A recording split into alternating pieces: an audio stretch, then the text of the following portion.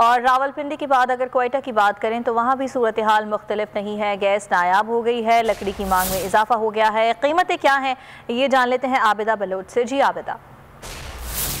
जी बिल्कुल, कोयटा में गैस की कमी के बाद अगर लकड़ी की कीमतों के हवाले से बात की जाए तो गुज़िश्ता एक साल से जो लकड़ी की कीमत है वो 800 रुपये फ़ी मन जो है बताया जा रहा है। पर हमारे साथ एक शहरी भी मौजूद आई है, उनसे पूछते हैं, उनसे जानते हैं कि लकड़ी जो है यहाँ से वो ख़रीद रहे हैं, कितने पे जो है यहाँ पर ख़रीदी जा रही है और क्या कहना चाहेंगे गैस की कमी के हवाले से। जी मैं ये कहना चाहता हूँ, एक तो सर्दी आ रही, ऊपर से गैस नहीं है, गैस का प्रेशर बिल्कुल नहीं है हमारा बलूचिस्तान में। अभी मजबूर हो के लकड़ी लेने आए।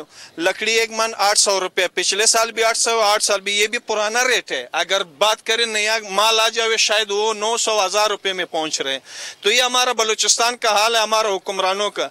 इमरान खान साहब ने बोला कि तब्दीली ला रहे हैं, बिल्कुल तब्दीली लाए, ऐसा तब्दीली लाया कि बिल्कुल गरीबों का बेड़ा गर्क कर दिया। लोग सस्ताई करते, ये महंगाई करते। बहुत शुक्रिया आबिदा बलोच, हमें कोयटा की सूरत हाल से आगाह कर रहे। सब्सक्राइब करें और बेल दबाएं ताकि कोई खबर रह न जाए।